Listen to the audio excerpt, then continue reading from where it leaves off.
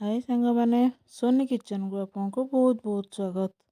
आज थिला बुधवार पुणी 2025 प्रथम दिन जनवरी 1 तारिख।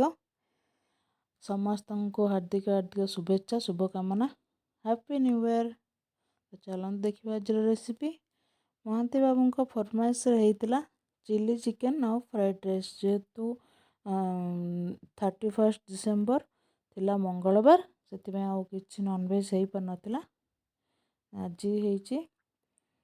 तो मुझे आगे प्रथम चिली चिकेन आगे चिकेन को फ्राए कर दूची। मु प्रथम मैरिनेट करके रखी मैरिनेट कर वीडियो देखनी। मुझे तेल गरम हो गला मुझे सब गोटे गोटे पीस करके दे दूची। टिके माने चिकेन को हाई रे माने करें कि पूरा लो रे भी करें, मीडियम फ्लेम रखिए। हाई करदेले पोड़ीजीव नरम हम क्रिस्पी हेनी। आउ पूरा नरम कर माने स्लो करदेले भी लो करदेले भी फ्लेम तो पूरा नरम हो क्रिस्पी हेनी। तो से मीडियम फ्लेम रखिए बढ़िया क्रिस्पी हम बढ़िया लगे खायापी। तो देखिपे मु मीडियम फ्लेम रे ही करी बढ़िया से मोर भाजी छाणी। तो मुझे गोटे प्लेट को काढ़ी दूची। तो आम पर फ्राए करवा। मुझे आगे फ्राइड राइस आगे भात बसई दूची। पानी गरम करदे से देदेली किसी गोटा मसला। मुझे चाउल को टिके समय बतुरे रखीदी। मुझे बिरयानी चाउल यूज कर। तो बिरयानी रे जी आम टाण रखुचु ताठू टिके नरम करदे ना पूरा टाण रही भात खायापाई माने पूरा टाण टाण हो शुखला हो जेहेतु चिली चिकेन टा भी माने ड्राए रोचे। टिके नरम करदे भात जमती 90% पाखापाखि हो ही आम रखा। मुझे भात मोर होता काढ़ी दी। तापर आम फ्राइड राइस बनईदे मुझे देदेली कड़े बसईकि देदेली किसी रिफाइन तेल देदेली काटिकी रखी रसुण पियाज ताकू टिके हल्का भाजी गला परे मुझे किसी परिबा माने कोबी को मु पूरा फूल कोबी को चुन चुन करी काटी देइथिले। आउ किछि ग्रीन मटर बीन्स गाजर कैप्सिकम सब मु पूरा चुन चुन करी काटी ताकू सब आम ए देकी गोटे भाजवा। बेसी भी ताकू भाजबेनी बेसी माने ताकू पूरा नरम है पर्यंत भाजबेनी जमती टे क्रंचीनेस तार रहिबो सेति ही भाजबे। प्रथम लुण देबेनी नहले पानी बाहरी जीवो परे लुण देदेबे माने टिके आगे भाजीदेबे। मु टिके हाई रे आगे भाजली तापर टिके सीम करके टिके समय घोड़े देइतिली 2-4 मिनट पे।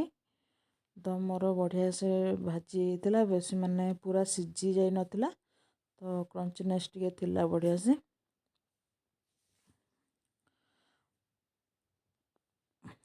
मोर भाजी हो गला परे मु देदेली एठी लुण। तापर आम ए जो भात करी रखी ताको भात को एबे देदेबा।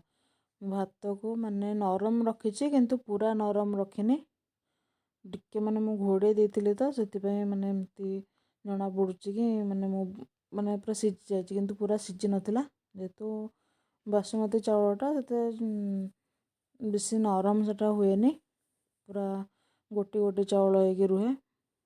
मुझे ताकू देदेली गोलमरिच गुंड 2 चामच देदेली छोट स्पून रे आउ देदेली सोया सॉस से देकी आम ताको भलसे मिक्स करदबा। मु ताकू माने एक अंडा को भुजिया बनाई देथिली आगु ताकू एबे देकी भलसे मिक्स करदबा। मोर एठी रेडी हो गला एग फ्राइड राइस। तापर आम चिली चिकेन रो भी प्रस्तुत करदबा।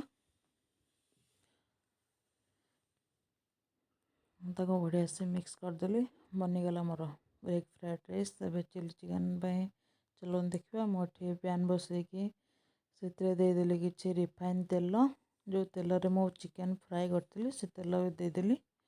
तापर देदेली रसुण अदा कंचा लंकार छेचा देकी ताको टिके भाजी गला परे देदेली एबे पियाज कैप्सिकम क्यूब साइज रो मु काटिकी रखी ଦେଇଦେଲି। ତାପରେ ମୁଁ ଗୋଟେ ସ୍ଲୋରି ବନେଇଥିଲି, ମାନେ tomato sauce, soya sauce, Schezwan chutney, green chilli sauce. ତାକୁ ମୁଁ ପାଣି ଦେଇକି ଟିକେ ଗୋଳେଇ ଦେଇଥିଲି, ଟିକେ ଅଧିକ ପାଣି ଦେଇ ଦେଇଥିଲି। ତ ତାକୁ ଏବେ ଭଲସେ ଗୋଳେଇ ଦେଇକି ମିକ୍ସ କରିଦେଇକି ଦେଇଦେଲି। ଟିକେ ଦେଇଦେଲି ସ୍ୱାଦ ଅନୁସାରେ ଲୁଣ, ଟିକେ ଲଙ୍କା ଗୁଣ୍ଡ ଦେଇଦେଲି କଲର୍ ପାଇଁ। ତାପରେ ଆମେ ତାକୁ ଭଲସେ ଟିକେ ଫୁଟିବା ପାଇଁ ଛାଡ଼ିଦେବା। ଟିକେ ଫୁଟିଗଲା ପରେ ସେଥିରେ ମୁଁ ଦେଇଦେଲି 2 ଚାମଚ ଗୋଲମରିଚ ଗୁଣ୍ଡ, ଟିକେ ମାନେ ରାଗ ପାଇଁ, ନହେଲେ ଚିଲି ଚିକେନ୍ଟା ରାଗ ନହେଲେ ଟିକେ ଭଲ ଲାଗିବନି। ନା ମୁଁ ବେଶୀ ମାନେ କଞ୍ଚା ଲଙ୍କା ଦେଇଛି, ଟିକେ ଅଳ୍ପ ଦେଇଥିଲି। ଟିକେ ଲଙ୍କା ଗୁଣ୍ଡ ବି ଟିକେ ଦେଇଦେଲି, ଆଉ ଗୋଲମରିଚ ଗୁଣ୍ଡ ବି ଟିକେ ଦେଇଦେଲି। ତା'ର ଟେଷ୍ଟ ବଢ଼ିଆ ଆସିବ, ଫ୍ଲେଭର୍ ବଢ଼ିଆ ଲାଗିବ। ତାପରେ ଟିକେ ଫୁଟିଗଲା ପରେ ପାଣିଟା ମୁଁ ସେଥିରେ ଦେଇଦେଲି ଯେଉଁ ଚିକେନ୍କୁ ଫ୍ରାଏ କରିକି ରଖିଥିଲି। ତାପରେ ସେଥିରେ ଧନିଆ ପତ୍ର, ସ୍ପ୍ରିଙ୍ଗ ଅନିଅନ୍ ଦେଇକି ଗାର୍ନିସିଂ କରିଦେଲି। ମୋର ଏଠି ରେଡ଼ି ହେଇଗଲା ଏଗ୍ ଫ୍ରାଏଡ଼୍ ରାଇସ୍କୁ ଚିଲି ଚିକେନ୍। ତ ମୁଁ ନୂଆ ବର୍ଷରେ ତା'ର ମଜା ନେଇଗଲି। ଆପଣମାନେ କ'ଣ କ'ଣ ସବୁ ନୂଆ ବର୍ଷରେ ବନେଇଥିଲେ କି କେମିତି କ'ଣ ସେଲିବ୍ରେସନ୍ କଲେ, ତ ମୋତେ କମେଣ୍ଟ ମାଧ୍ୟମରେ ନିଶ୍ଚୟ ଜଣାଇବେ।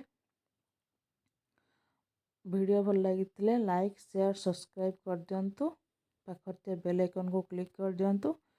ଆଣ୍ଡ ଫ୍ରେଣ୍ଡ ଆଣ୍ଡ ରିଲେଟିଭଙ୍କ ସହିତ ବହୁତ ସାରା ସେୟାର ବି କରନ୍ତୁ। ଆପଣମାନଙ୍କ ସପୋର୍ଟ ଥିଲେ ଏମିତି ଆଗକୁ ଆଗକୁ ବହୁତ ସାରା ନୂଆ ନୂଆ ରେସିପି ମୁଁ ନେଇକି ଆସିବି ଆପଣମାନଙ୍କ ପାଇଁ। ପ୍ଲିଜ୍ ଆପଣମାନେ ଟିକେ ସପୋର୍ଟ କରନ୍ତୁ। ରହିଲି, ବାଏ ବାଏ।